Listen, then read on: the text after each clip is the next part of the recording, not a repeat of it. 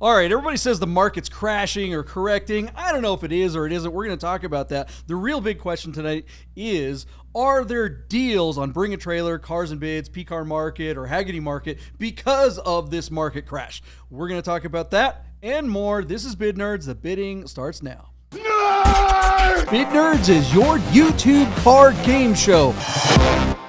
Yes, it is. That is fast, isn't it? I need to hit the right button. There it is, guys. Hey, look who's here. Wade Bennett from Tech Daily. How's it going out there? I got to say, I'm still not used to the quick intro. It's like I barely sit down, you hit the button, and we're ready to go just like that. And whew, it's quick, but I mean, you got to be quicker. We're diving into it. It's true, right? I mean, look, I'm not even ready for it. I got to push the buttons. I'm like, oh, crap. I need to make it a little longer so I have a little bit more prep time to make sure I'm on the right camera. You have a lot of work today, JP. It's going to be a tough one. There's somebody missing there's nobody. Where's the other guy?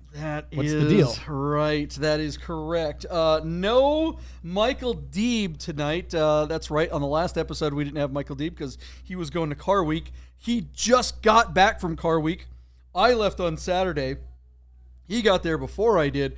But big update, just to let everybody know, you may have heard there was a bit of a mishap. He's fine. It's okay. He didn't crash his car or anything like that. But there was a mechanical issue that well, let's just say it created a safety hazard that everyone was fine. But we'll let Michael talk about the story when we get him back on Wednesday. But anyways, Wade, thanks for coming in and filling in for my partner. Always good to have you on the show. Okay, so what is this show? This is Bid Nerds. We go through and we analyze interesting listings on Bring a Trailer, Cars and Bids, P-Car Market, and more. And not only do we analyze those listings, we make predictions. We look into the future and say, this is what the results of any given listing will be. And as you know, if you watch the show regularly, we always start off by reconciling our predictions from the last episode. So we're going to get right to that. But first, I want to say hello and shout out to all of our friends in the Nerd Herd. You guys are rocking it. You're already there hanging out. Bear with me because I'm doing two jobs here. Hit the thumbs up button if you're here early.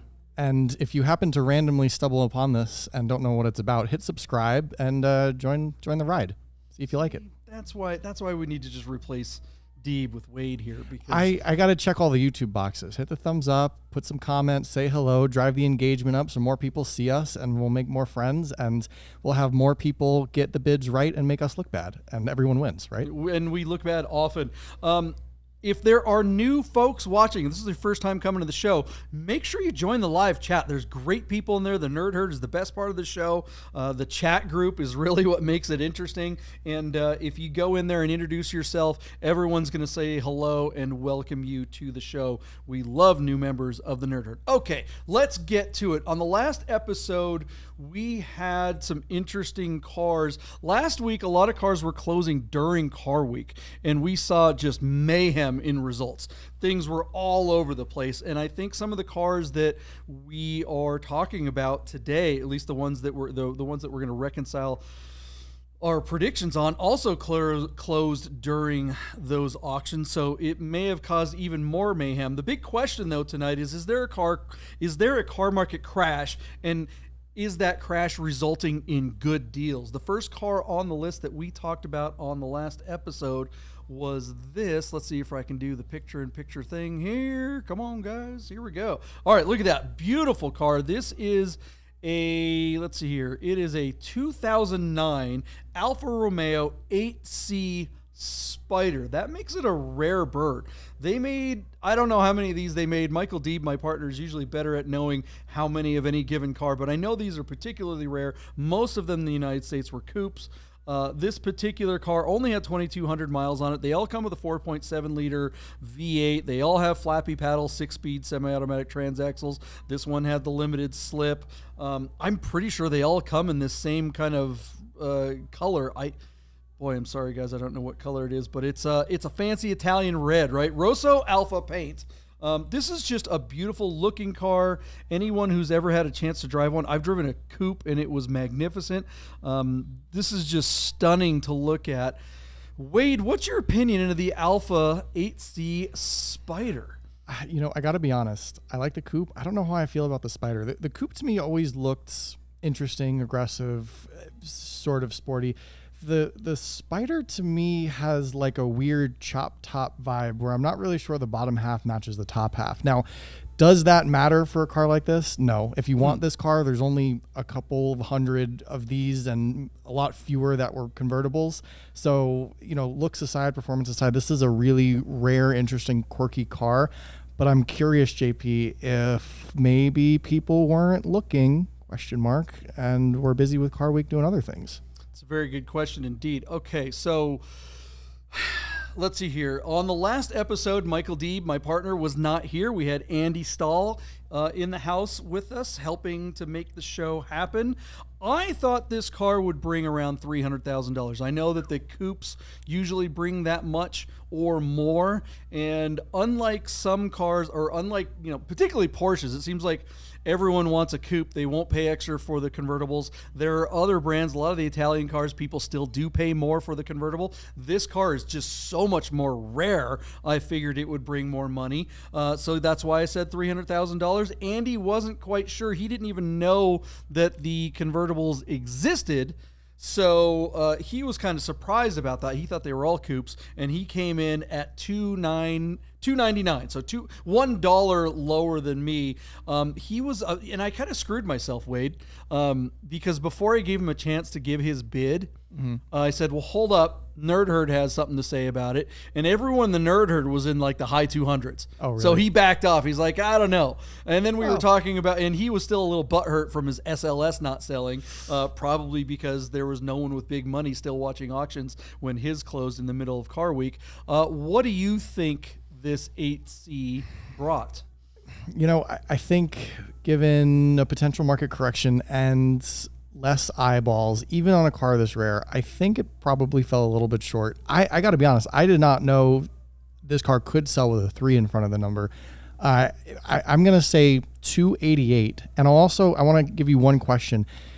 Do the pictures justify such a huge price tag on such a rare car? Because I'm getting not quite Facebook vibes from these pictures. Like, it seemed like they were taken with a nice enough camera, but top of a parking garage doesn't really seem like the best representation for something like this. Yeah, I'm totally with you. It drives me nuts when people have amazing cars like this, super rare, really, really spectacular stuff, and they don't take the time to... I get it, not everyone's a photographer, but that's what photographers are hired for. If you have a car that's worth something like this and you want the big money for it, hire someone to take the $500 or photos. $1,000, that might make $10,000, $20,000, $50,000 difference on a car like this, right? I think. But I mean, it's amazing. So, okay. Let's hear what actually happened with this car. Stand by, everyone. We are going to get to the actual price. This car, $250,000 is all it brought on Bring a Trailer with just 14 bids.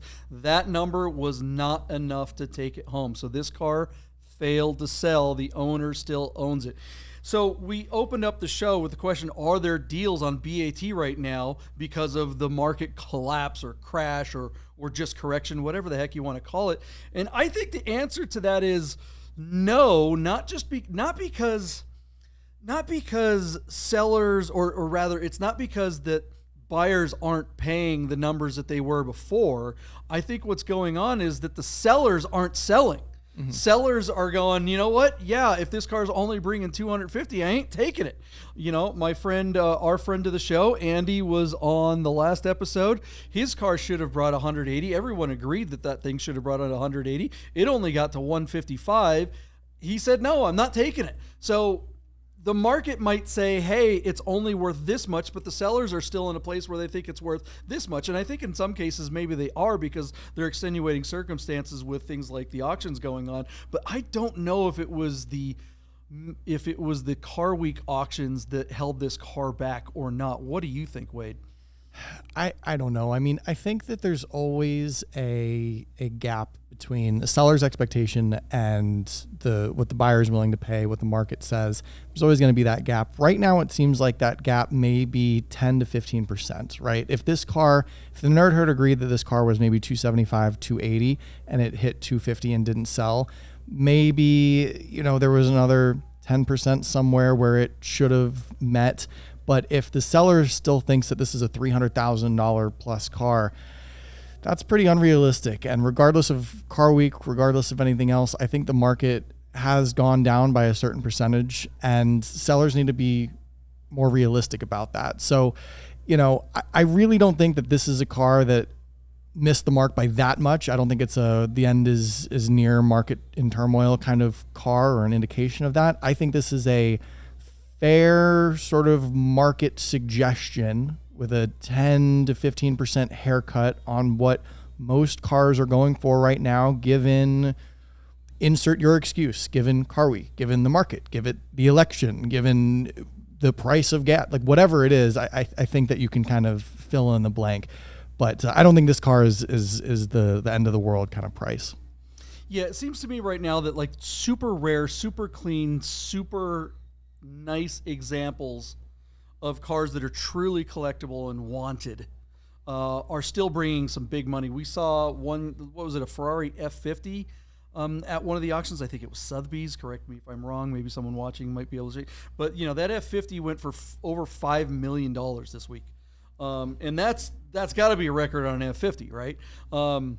So there are examples of cars that are still bringing that super premium money, but I think unless it's something like that appeals to that sector of buyer that just does not care what the heck the economy is doing, what's happening in the world, I don't know, you're an oligarch or something like that. What do you care if there's a collapse? You could just buy everything. I think those guys are still competing for that super rare stuff, but you start getting into this $100, $150, $200, $300,000 range, and the people that have the money for those things there's a budget. There's a budget. They're still actually thinking about, I don't want to spend $400,000. I want to spend $300 or $250 when I could, so I think those guys are looking for a deal. So are there deals to be had on BAT?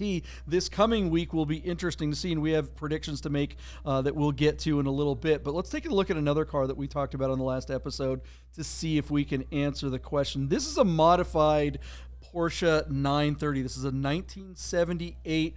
That's a factory wide body there with a big old turbo 930 car. Look at this. Oh, sorry, I pulled it up, but you guys can't see it yet. This really is a beautiful car. I'm excited about it. Our friends Danny, DG Vintage, up in my old neck of the woods in Snohomish, Washington, he built this car. He took it apart and gave it a frame-off I wouldn't call it a restoration, but they just did, the paint and the livery. This car is borderline race car. This car is built for driving, but you could absolutely take this thing on the track. But look how gorgeous this is. Look at all the cool details. This is an impact bumper car, but he's got the RSR, nose, and he's got the bumperettes removed. And, it's just, look, this thing is the kind of 911 that if you want, this is a Rami car. This thing will kill you, right?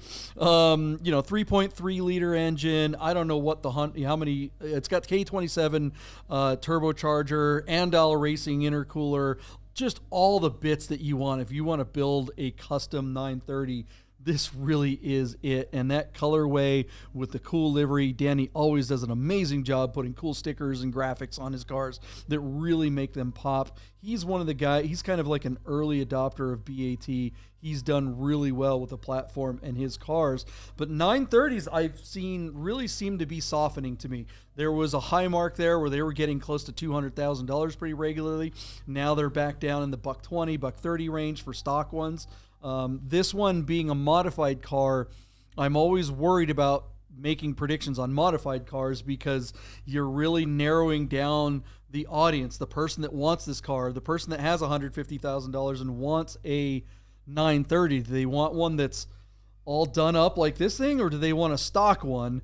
That's why I bid only to $150,000. I think that this car a couple of years ago easily would have broken the $200,000 mark. I was also concerned, of course, about the car week going on, like we were just talking about. Andy, who was on the show, he thought, you know what? And I just screwed that up. Sorry. I said 110, not 150. Read the wrong thing. And so I may have just screwed the lead there. But yeah, I said 110 because I was really worried about what was going on with Car Week. Andy said 120. With that said, Wade, what do you think of this car and what do you think it brought on BAT? I have a couple of thoughts. I mean, first and foremost, beautiful car, beautiful build, and the pictures make it look like it's going 180 miles an hour. Great representation. But this is the kind of car that, in my opinion, is really susceptible to minute market changes. This is the sort of car that if things are teetering, suddenly just as an example, the 10 potential buyers who want this car, half of them are now nervous, or more than half. And I think the market for this car shrinks and grows very quickly based on a lot of the factors that we often talk about. So I think that if there were ever an indication that something is amiss or that people aren't looking, if this car doesn't hit the mark, that's the indication for sure.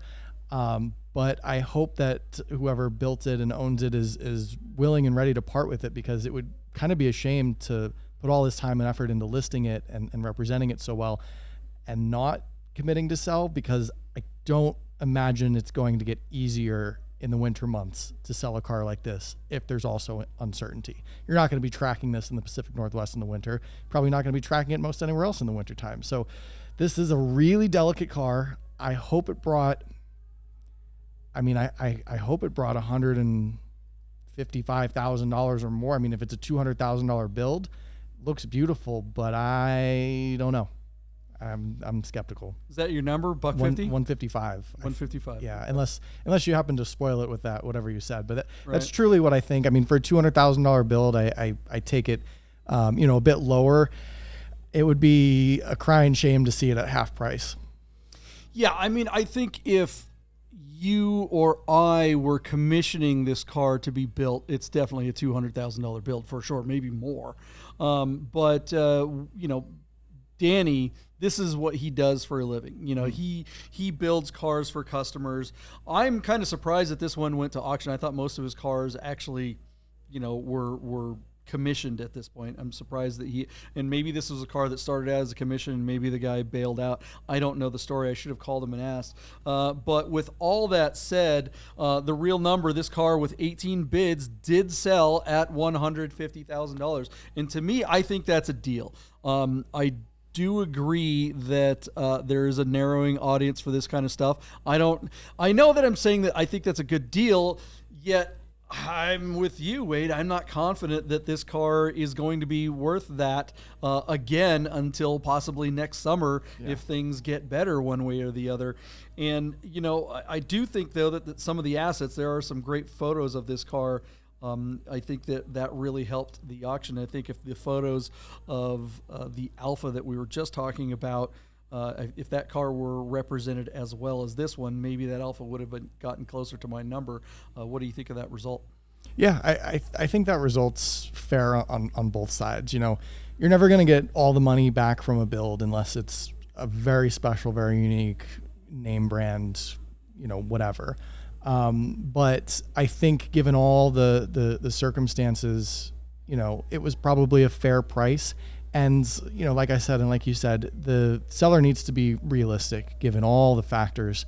And I think, there was no sense in holding out for another $10,000 or $15,000 more when it's probably going to cost you another $10,000 or $15,000 to hold on to this car for even another month or two. Yeah. So at $150 or whatever it was, plus fees, plus shipping, plus everything else, you're in for under the build. You got a pretty fair price for a great car.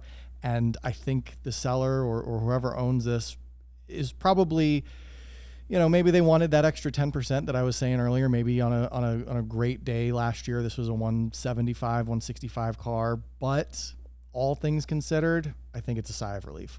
Yeah.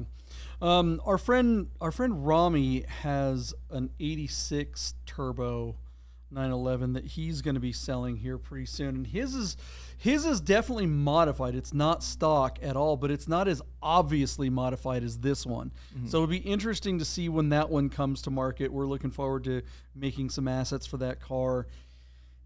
Boy, his car has the bigger turbos. His is also, actually, I think his engine was built to a 3.4, new fuel management system, new transmission, all kinds of amazing stuff. But it's black on black with factory sport seats. When you look at the car, the only real mods that you can see when you're looking at it are the 1552 Magnus wheels and some kind of there's some drilled holes in the back bumper that look kind of cool, but for the most part it looks like a stock mean 930. But you open the hood and you get underneath it and you see all the suspension and all that kind of stuff, and this is not a stock car at all, so it won't be a car for that person that wants a stock one. So I'm happy to see this number being fairly high relative. I think this is a good number for a car that's got this much whiz bang to it. Yeah. I think that's probably where Rami's hoping to land I with think his. he probably has a little bit more potential. The car we just saw is a very specific car. I mean, if you don't like the color, the livery, the number, the spot, like if you don't like all of that, it doesn't matter how well the car is built, how well it drives. You might be a little put off by everything. But I think if you want something modified that also looks timeless and classy, that's what his car definitely represents as. And if you want to do something else, wrap it, put some livery on it, do something, you have that option to make it easy on yourself. You don't have to pull everything off. So I really like this car. I think it's a great representation of this track race car livery sort of deal, but it's just going to appeal to a little bit fewer people. Yeah, even though Porsche people really like those wild colors, if it's not a factory color, if it didn't come that way, they get persnickety. They'd rather have a more boring car. They'd rather have a more boring color if that was the original color. Is this car isn't based off of anything in particular, right? It's not based on something that was raced, a person. Right. Yeah, it's not a tribute car as far as I know. So I think that maybe, I don't know if that hurts it or helps it, but it's something to think about too. If it's not made to represent something, I feel like some people might take that in a certain way. All right, what do you guys think of the results of this amazing build, 1978 930? Was that a good deal? Was that well bought? Was that a deal because the market is crashing, or is that just is that pretty much things aren't crashing and that's what this car should be worth? Let us know what you think in the comments below. And we did make another prediction on the last episode. We can see if we can help answer that question. Are there deals to be had on BAT because of a market correction? This next car, well, not even a car, really. This next car is an SUV. Kind of an orange theme going on here. This is what year is this one? This is a 2010 Porsche Cayenne Transsyberia. So the Transsiberias were only made in the .2 Cayennes. They were based on a GTS, which I always thought was weird because they called it the Cayenne S Transsyberia, but it's a GTS powertrain and clad and all that kind of stuff, but it has the orange wheels and all the kind of cool off-roady stuff, limited slip diff and locking differentials and stuff. So this is a very formidable off-road vehicle ready to go to Dakar or something like that. I think it had a clean Carfax, 91,000 miles, so kind of average miles for an SUV, certainly not collector miles by any means. But other than that, looks like in really good condition, all original paint, all the Alcantara doodads that you would normally get on the interior. Some of people noticed in the comments that the car seemed to be missing or wasn't optioned with the skid plate, which I thought all Transsiberians came with. So that was a little bit curious. Wade, what do you think of these Transsiberians? Yeah, they're interesting. I wonder from a enthusiast or practicality standpoint. I mean, you mentioned they seem to be decent off-roaders for, certain things. I wonder, who the market is for this car versus getting a Jeep, a 4Runner, whatever for something. I mean, I would imagine a Porsche who wants to be off-road is fine and interesting, but I feel like the market for this is fairly small, though I know around town there are a couple Cayennes and different Porsche SUVs that have been made to look like this. So there was that time where they were, customizing a lot of these Porsche SUVs to be this as a tribute, or people wanted the newer versions of an off-road Porsche SUV. So maybe the market is a little bit wider than even I'm anticipating. My question to you is, did they make a ton of these? Is there like a collector value? I know this isn't particularly a collector grade car, but is there any allure to being the only one in the Porsche club to have this particular thing? Or was it kind of something that they made a bunch of if you wanted them and they're just out there? The answer is certainly in the former. These are, I'm not going to say necessarily rare, but they're not common. I don't think they're numbered, but I think there are probably 1,000 of them or something like that. They are formidable off-road. They are not just good off-road. These things, so it's interesting, the Cayennes in the .1, or not .1, but the first gen, so this is a .2 of the first gen, these things really were built to be amazing safari rally vehicles.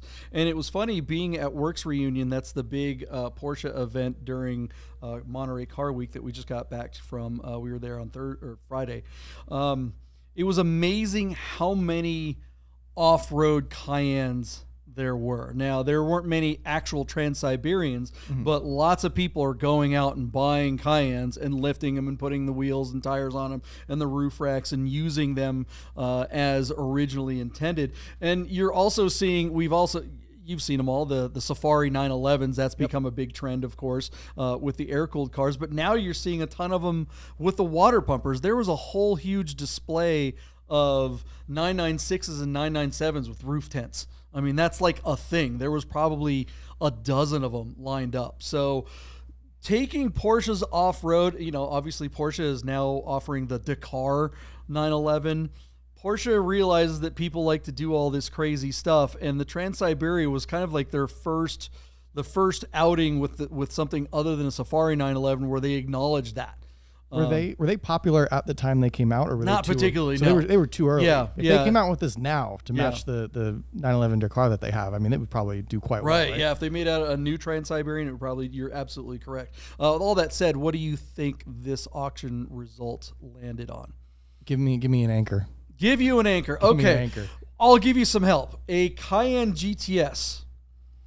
A regular Cayenne GTS with 90,000 miles in excellent condition, or call it even very good condition like this one, would probably bring you somewhere in the neighborhood of anywhere from $18,000 to $25,000. Okay, that's kind of where I'm thinking too. I mean, this is a little bit higher mileage, obviously. It seems nice, maybe with a missing part or piece there, but I've seen some custom non-special edition ones in the 15 to 25K on Facebook. So I wonder if, yes, I'm gonna cut you off because I didn't give you the benefit of hearing you're fine. our bids from last time.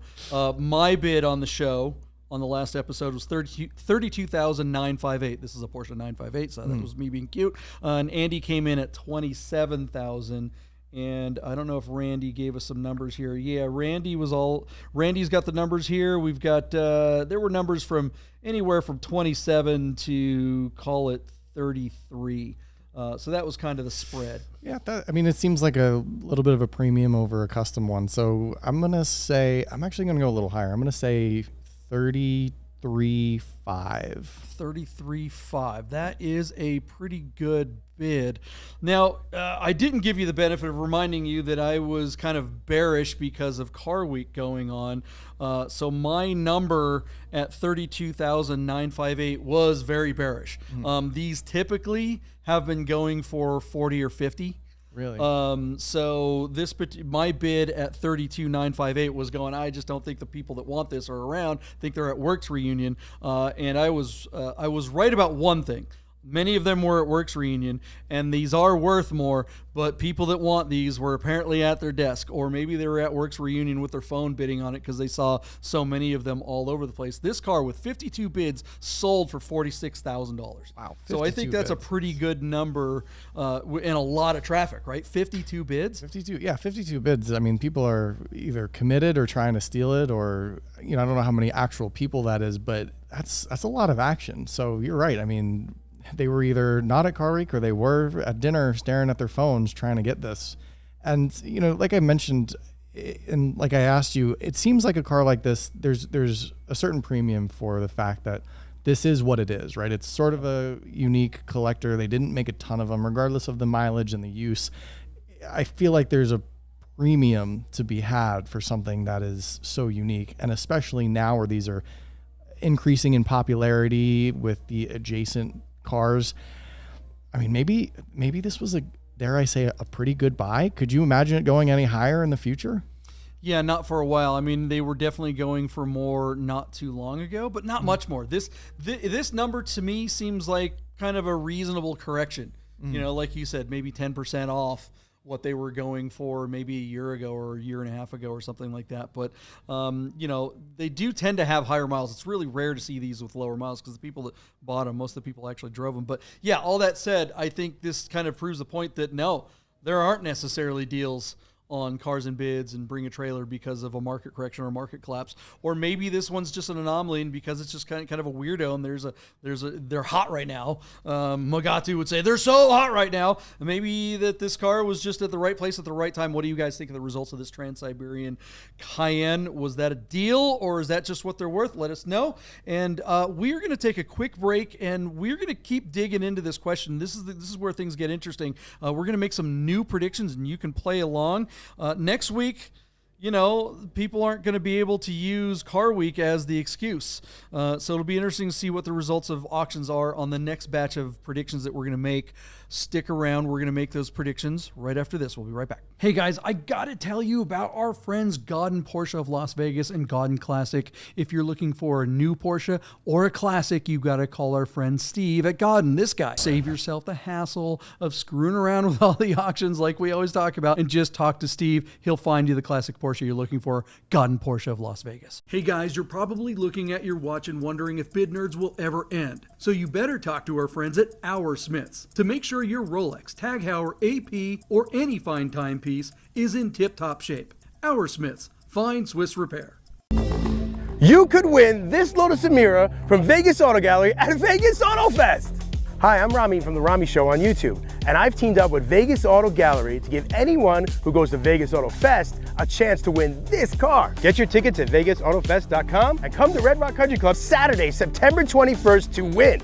Spectator tickets are just $20 and kids under 16 are free. So get your tickets now for a chance to win this new Lotus Emira from Vegas Auto Gallery. Vegas Auto Fest, the drivers are coming. That's right, the drivers are coming. Are you coming to Vegas Auto Fest? We hope you are. Half the members of the Nerd Herd are going to be there, so you should join the herd and come on down to Vegas Auto Fest. Are you excited about Auto Fest this year? You got the shirt on right there. I do. I got the shirt on. When I tell you that Vegas Auto Fest is just the most massive, overwhelming, greatest car show in probably the Las Vegas and within 500 miles, it's not an exaggeration. I mean, beautiful venue, all the cars you could ever even imagine, great food, great entertainment, great people.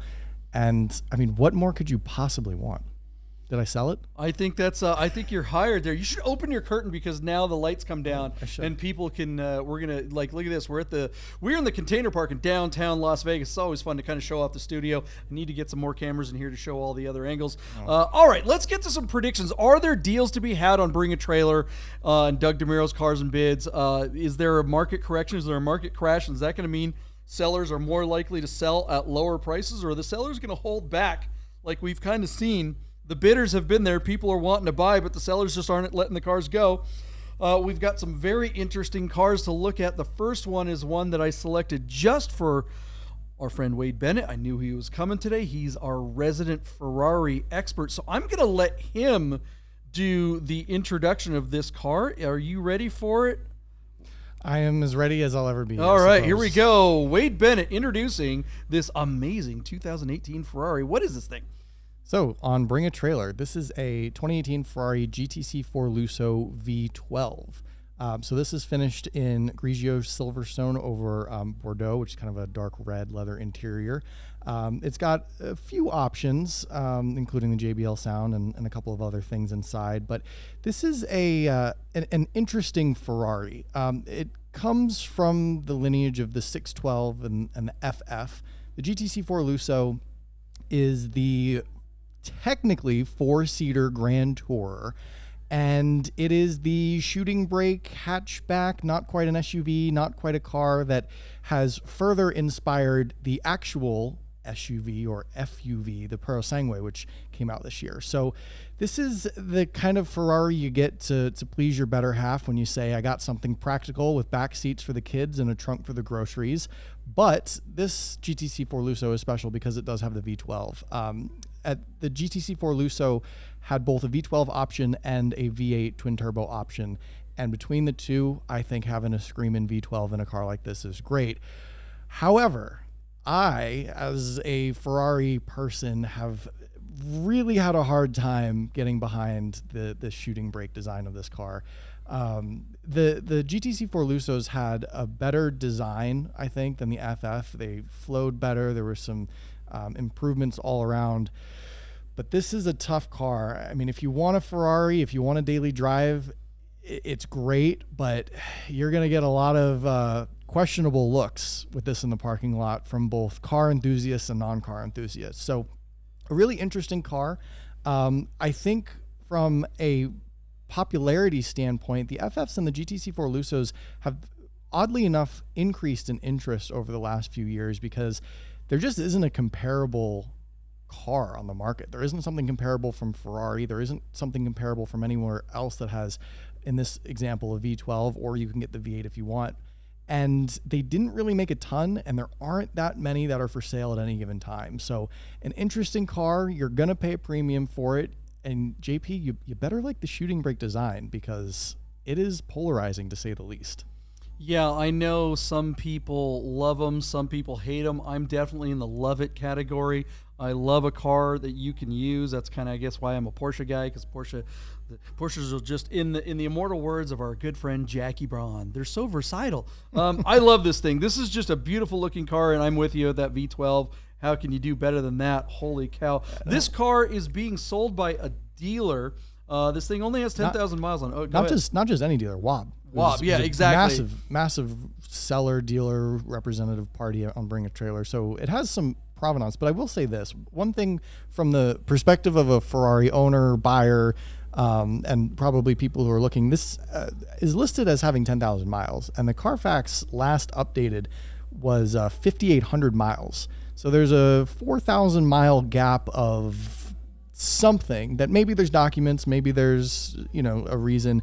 But one of the things about Ferraris, whether it's a daily driver, whether it's a collector grade, people want to know that it's been serviced well, documented well, driven properly, the leather's been conditioned, and all the parts and pieces are original. So that would be my biggest question. I mean, it doesn't have a ton of miles. It's represented by a great consignor or seller. But I would just want to make sure that all the service records are there and double check on that. And otherwise, a really interesting example. JP, are you a fan of the silver over red? I am. Yeah. I prefer silver over red. This is more of a gray, though. It is. It's kind of a little darker gray. Ferrari has 3 or 4 different shades of silver and gray, and I think the dark wheels really make it subtle too. It's, for the FFs and the GTC4Lussos, I think people almost prefer the more subtle everyday colors. I mean, yeah, these came in Rosso Corso, they came in yellow, they came in blue, they came in all these fun colors, but for a silver, black, gray, white daily driver Ferrari, I think that's almost what people prefer. Yeah. It's funny just to even say the daily driver Ferrari, right? All right. Well, what do we think this thing's going to bring? I don't know these super well. It's I got to go first because I'm the host of the show. I'm going to guess, we're talking about, are there deals to be had right now on BAT because of a market correction? Well, this particular seller, Wob, like you mentioned, Wade, is one of the biggest sellers on BAT. They're very well known. These guys are going to know what the hell this car is. If anyone in the market is versed well, it's not like this is a seller that doesn't know what they have and they're going to ask for a reserve that isn't going to be reasonable. They probably have a direct contact with BAT.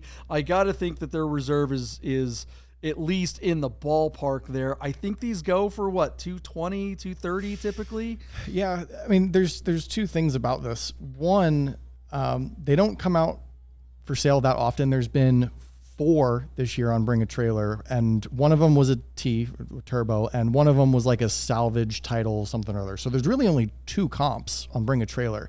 So if you've wanted a GTC4Lusso V12, this is the 3rd option this year on Bring a Trailer. So keep that for what it's worth. And like you said, I think it's a matter of, will there be a 2 in front of the number? So if that helps you out at all. Friend of the show, Kelly Smith, is watching. Thanks, Kelly. I'm glad you're here. It's funny. I wanted to say that you had one of these, but I wasn't sure. And it turns out he does. He still has it. I kind of thought, I knew you had a shooting brake FF. I didn't know you had a Lusso, and I didn't know you still had it because I know you got the Taycan shooting brake as well. So I thought you replaced one with the other. He gives us some interesting information as an owner. And Kelly, didn't I see you on the Instagram like try to change the battery for one of these yourself? I was like, that seems crazy. He has one, and he says, I have an FF and love a lot about it. That's code, right? But the way it looks is what I love most.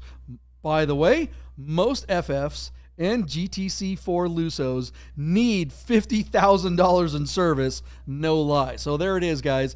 Take it from someone who actually owns one and has experienced one of these cars, and I've seen has even tried to fix something in it, and that looked really, really difficult. All that said, I think this is a car that's going to be soft. I think this is the kind of car that's going to get hurt probably as bad as any other car out there right now, because we're seeing that with a lot of the exotics that were bought on Bitcoin money or credit.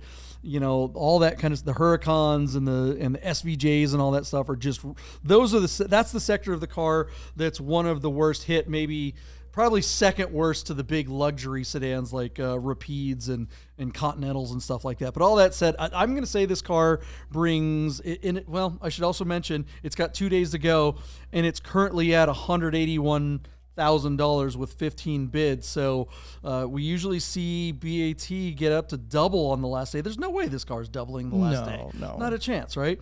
Does this thing bring another, $20,000 and get it over 200? I'm going to say no. I just don't think it's gonna. I'm gonna say 199 and pass it on to Wade, who knows better. What do you think? It's funny you say that you're a little bearish on this car, because I was gonna position myself as the optimist and actually give it that like just shy of $200,000 number. I think that if there were, I don't know what the service history is. Maybe there's some good service records on this car. If there were a little higher spec option, maybe there'd be some more money to be had. But like you said, I think it's a really particular car, but I don't think that's going to hurt it. I think that's going to help it, because the people who want this car have been looking for one for a while. And like I said, there haven't been that many for sale. There aren't that many for sale at any given time. And I don't think spending $200,000 on a shooting brake Ferrari that's 6 years old at this point, I don't think that's any indication that things are soft.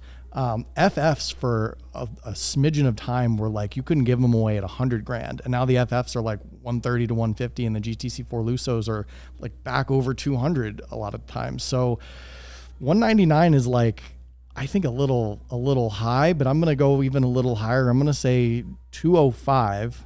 And I'll also stipulate that I hope it sells at that, because it's a really, there aren't that many of them, but it's a tough car to sell.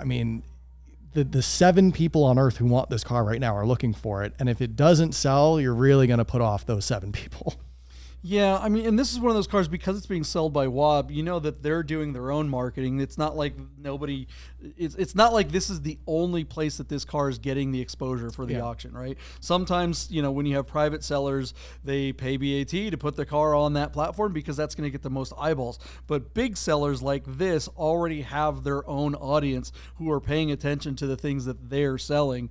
And so it'll be interesting to see what happens with this car. What do you guys think this shooting brake will bring? Will it bring the big money, or is there a deal to be had because of market correction? Let us know in the comments below, and we're going to make some more predictions. We've got a couple more cars. This next one is something that's a little bit more up my alley, or at least something I know more about. I actually really do like that FF. Let me tell you. But this next car is something that I've had these, so I know my way around. Porsche 993s. This one I selected because it's pretty, I'm going to call it near blue chip, right? This car isn't I wouldn't call this a collector grade 993. This isn't something that someone's going to buy and put away and just look at. This is low miles relatively. It's 73,000 miles. That's not low miles for an exotic or anything like that. But this is the kind of car that, at 73,000 miles, that's low enough that you can still drive it, but not so high that you're going, oh gosh, I'm going to be, you're just not worried about the miles at 73,000 miles. You buy something like this and you drive it. This is in a great color, arena red. It's not my favorite color, but Porsche people really like this color, this shade of burgundy. It's over black. Half the time you see an arena red 911, it's over tan, so it's really nice to see that it's got the black interior. This car, let's see here, it's got the limited slip diff, so that's option code 220. That's a really great option for a 993. It's already got FD Motorsports Pfister Stage 2 muffler, so it's going to sound really good. You can see this car is sitting a little lower than they do from the factory. That's because it's equipped with KW coilover suspension. They're KW V3s, so these are fully adjustable, not just height, but damping as well. The car has a set of factory 993 Targa wheels, so that's a two-piece wheel that only came on the Targa, so somewhere along the line, an owner sourced those. This car is a clean Carfax. I want to say it has like 4 owners. It is, of course, a 6-speed manual car. We wouldn't bother talking about it if it had a Tiptronic. We would just pass right over it. These cars really are sought after. This is kind of like this is the last of the air-cooled 911s. This is one of the best of the air-cooled 911s. It's not a turbo. It's not a wide body. It's not any of the. It's not a special one per se. It's just a really nice version of one of these. And it's funny because my partner Michael Deeb, he just represented a white one for a friend of the show. He represented that on Haggerty, and that car was in excellent condition too. Had just a few thousand, I think probably maybe 10,000 fewer miles, but it was bone stock. This one has a couple of mods, but it has the kind of mods that people want. In fact, if someone whoever bought that white one will probably do the mods that this one has, the Pfister and the suspension. But all that said, this car is pretty much ready to go and ready to drive and ready to look good. The question is, will someone get a deal on it? Wade, what do you think of the 993 911? You know, I'm a big fan of the color on this. I love a burgundy, a dark red that almost looks purple. I love a ruby star. I love the pinks and the purples of the Porsche world, and this is right up my alley. I'm not a huge fan of the stance and the wheels. I think from the front, I don't know if it's camera angle or whatever it is, but it looks a little odd to me, a little too slammed to the ground in the front end, but that can be adjusted. Other than that, I think this is a really well-represented, clean car. And like you said, it's nothing over the top. So I think it's going to appeal to a lot of people who just want something cool, casual, well-maintained, with probably another 10 to 15,000 miles of fun to be had without completely tanking the value, without having to worry about whether or not the weekend drive is worth it. A really nice car, something that I'd love to have someday, one day. But to your point, I wonder if this car might be a deal because, you know, this is one of those cars that I think is probably not special enough to go beyond any market corrections. I don't think it's special enough to attract all the people who don't care about the dollar right now.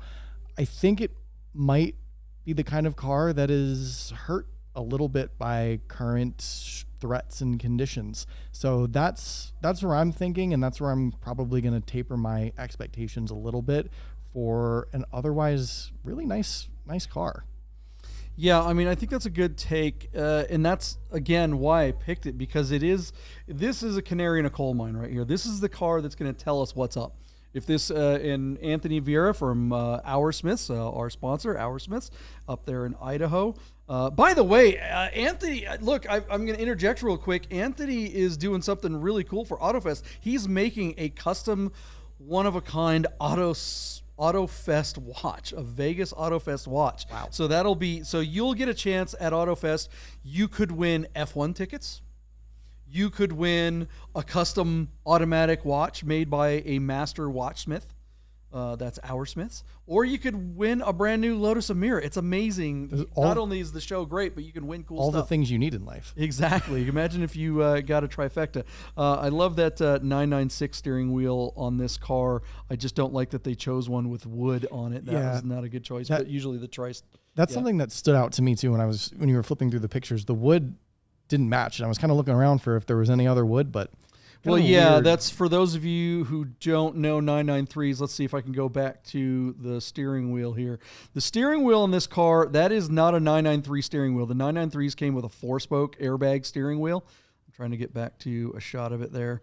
That is a 996 steering wheel. So they pulled that one out. Most 996 steering wheels do not have the wood. That was probably part of an exclusive package on whatever car it originated in. It's pretty common to see the wood trim on a burgundy colored, like everyone, and you know, these crazy burgundy, like arena red or any of those colors back in the 90s, the only guys that ordered cars this color were old guys. Like all the young people were buying silver ones or black ones or white ones. So it's not uncommon when you see a arena red car, you're always worried to look in the interior. The first thing you're going to expect is the supple, you know, ball sack tan leather interior everywhere. Everything's going to be beige. And then next step would be the wood trim. You know, it's like this car was almost perfect, but then they had to go and put this particular steering wheel in there. Is there any reason to swap out the steering wheel in a car like this, or was it just a personal preference? Well, the 4-spoke one really was kind of ugly. Was it? Most people consider it not an attractive steering wheel, and I'm one of them. The 3-spoke steering wheel actually is a really good looking steering wheel from the 996. Without the wood. Yeah, just without the wood. Yeah, imagine it all black, and it's like, okay, cool, all leather. You know, I don't know what the hell they were thinking. Anyways, you know, at least the shift knob isn't wood. At least it doesn't have wood across the dash or down the door cards, which is what would normally happen if it had that package. Anyways, okay, this car had a bunch of service done too. It hasn't had the engine out service. It hasn't had a top end done, but it has had, like, you know, coil packs and camshaft seals and valve cover seals and stuff like that. So a bunch of stuff that is typically goes wrong with these. But we were going back to talking about are there deals in the market right now. This car will tell us if this car doesn't perform well. That's why I brought up Anthony. He said it too. If this car doesn't perform well, that will be something that we'll want to pay close attention to. We'll say, maybe there is something to be worried about. So with all that said, the white one that Deeb sold on Haggerty, I want to say got up to $85,000. That was a 95. This is a 97. There is a significant difference with the Varioram, and these have a little bit more power, but that Varioram can be kind of problematic from a maintenance point of view, but certainly not something that's going to destroy the engine. It's not like an IMS bearing on a 996 that'll blow everything up. But you know, the newer ones typically bring a little bit more money, even though the 95, that 1 year 95 OBD1 car tends to be a little bit more desirable. I'm going to say that this car is going to do well. I'm going to cross my fingers. I'm going to say that this car is going to do at least as well as the white one and get to 85,993. And I'm going to hand it off to you, Wade. What do you think it's going to bring? Well, I think one important detail about this car is it's currently sitting at $26,243 with 3 days left. Yeah. It has a long way to go. You know, I hope that there's enough eyeballs on it, but having another $60,000-$70,000 worth of bids, that's tough. I want this car to do well, but I'm concerned. I'm going to go under 80. I'm going to say 78,911, and it's probably not going to sell at that price. I think this is the one of the indications, like you said, of maybe an issue, maybe a soft market, maybe something. It's just not the kind of car that's going to outweigh anything that anybody's thinking about right now, which is a shame. And, you know, honestly, we often harp on the fact that sellers aren't realistic or reasonable. They'll not sell. But if there were ever a time to maybe reconsider selling a car like this might be the time, and maybe you hold on to it, and next year, if things are different or better and you enjoy it another 3,000 miles and bring it back to market, I don't think that would hurt too bad with this car. I think it's just a particular car where it may not reach its full potential. Yeah, I think that if it were before Car Week or in the middle of the summer, this car would probably do better than the number that I said. You know, if this were a 964, it's funny, 993s for the longest time were worth more than 964s, and then that flipped. If this were a 964 in the exact same condition, colorway, and everything, I'd say this is a $100,000 car, but the 993s have been softening consistently anyway, and this one being not stock with some of the options that are options that most of us would want to put on the car anyway. But you know, and whether or not you like those wheels, that's super easy to change. I don't particularly like the wheels, but yeah, I think this car, if it had maybe different wheels and was a little higher up and had some spacers on those wheels, and it's it just needs a slightly better representation. Might bring a little bit more money, but at the same time, I think at this point, Car Week's over, summer's almost over, everyone's freaking out about everything. So if this car makes in the 85 or better, I think, okay, we can calm down a little bit. But if it FTSs at below 80, I think that will be a good indicator of things to come. Let us know what you guys think this 993 will bring on BAT. And we have one more car. This one is just straight up. Car? This thing is just straight up outrageous, right? This isn't a car, is it? I don't even know what the hell we call this thing. I wanted to bring this car up because the question we're asking tonight, are there deals to be had on Bring a Trailer and Cars and Bids? And we just talked about a really nice kind of exotic car with the shooting brake, Ferrari, and then kind of a run-of-the-mill 993, a car that lots of people want, that has a very wide appeal but isn't a perfect one. Kind of the people's sports car. And then I wanted to throw something in here that's just like, okay, what the hell is going on? What even is this? This is called and I don't know how to pronounce a Rezvani Tank. You nailed it, Rezvani. Rezvani. There it is. You say I nailed it as if you know. Do you know what the heck this thing is? Have you seen one of these? I have. I know. Okay. I know what it is. I've heard of it. I know people have them, and we'll get into that. You are a YouTuber. That does kind of make sense. Yeah. This is built on a Jeep, guys. This is built on a 2021 Jeep Wrangler.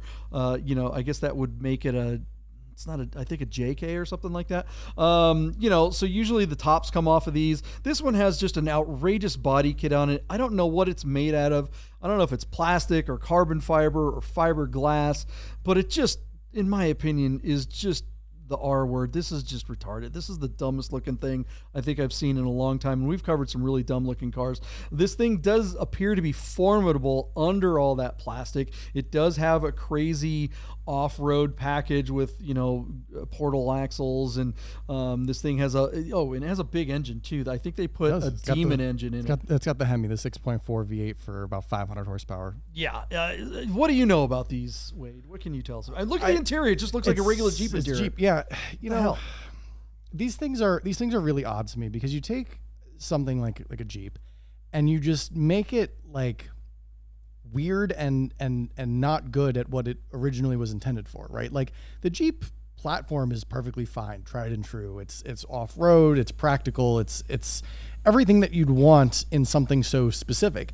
The Rezvanis are these like custom monstrosities that you buy when you have everything else and your neighbor has everything else and you want something that your rich neighbor doesn't have in his 25 car garage.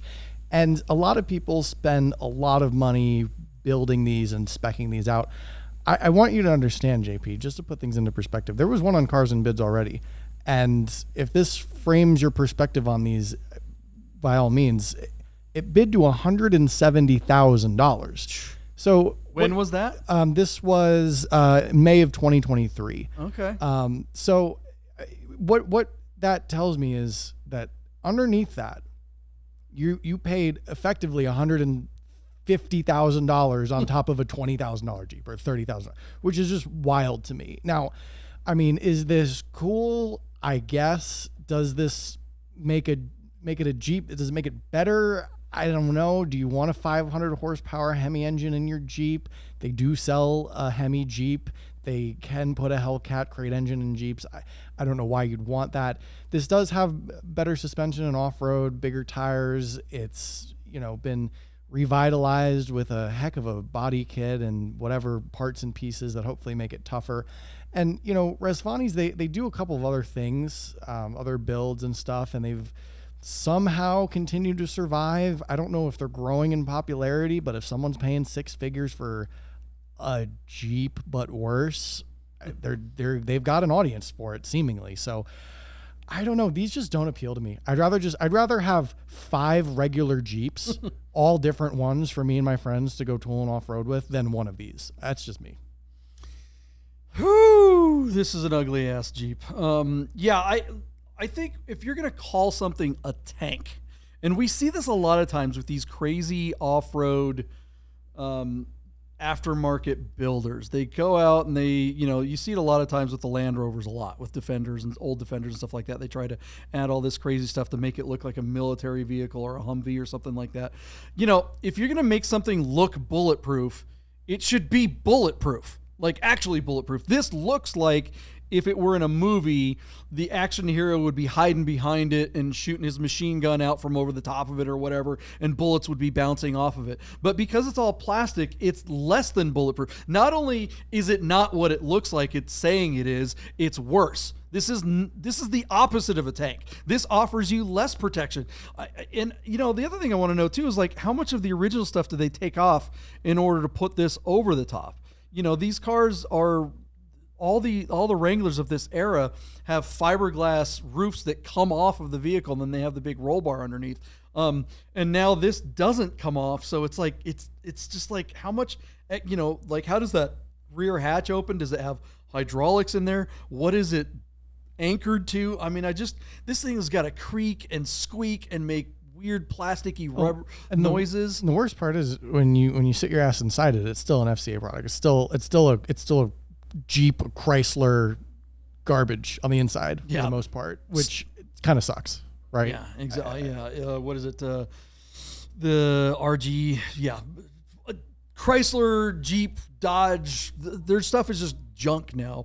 I couldn't agree with you more, Wade. This thing is just awful. Now Jeep did make a 8-cylinder Wrangler, I think in 2022 or 3. They made a factory one with the Hellcat engine. They did, yeah. And I've never driven one of those, and I've always been kind of compelled by that because I actually like Jeep Wranglers. But one of the things I like about them is that they're cheap, right? They're a great, formidable off-road vehicle. Doesn't cost a lot of money. It's a utilitarian rig, and they're reliable enough. At least like the first couple generations of some of the older generations. The new ones are really with all the turbo. Anyways, I'm not going to get into that. But yeah, I mean, I think a Wrangler is a fine vehicle, right? They hold their value fairly well compared to everything else that CDRJ sells.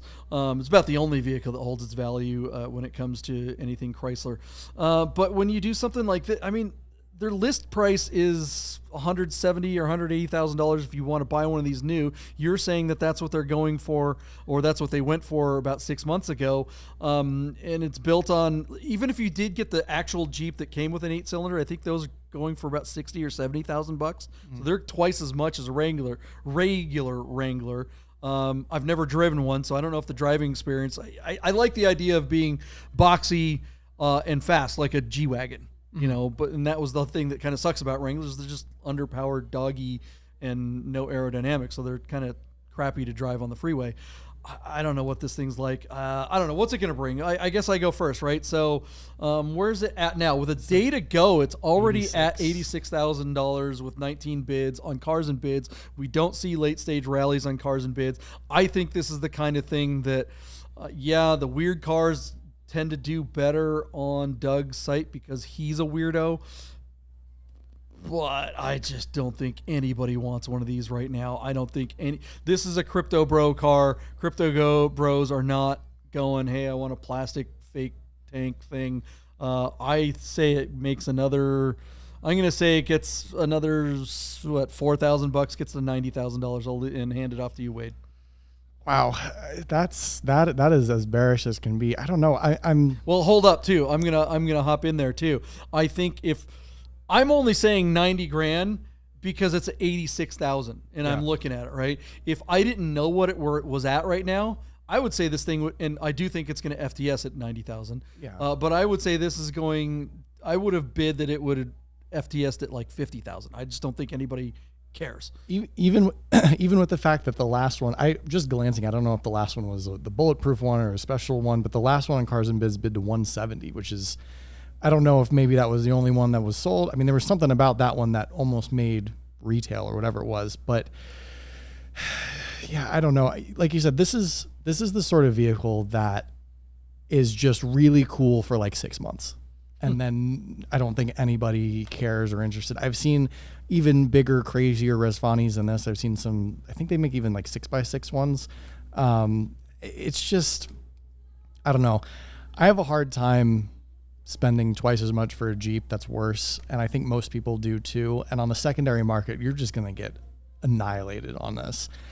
I feel like it has to go above 100K just because it costs so much to build and they don't make a ton of them.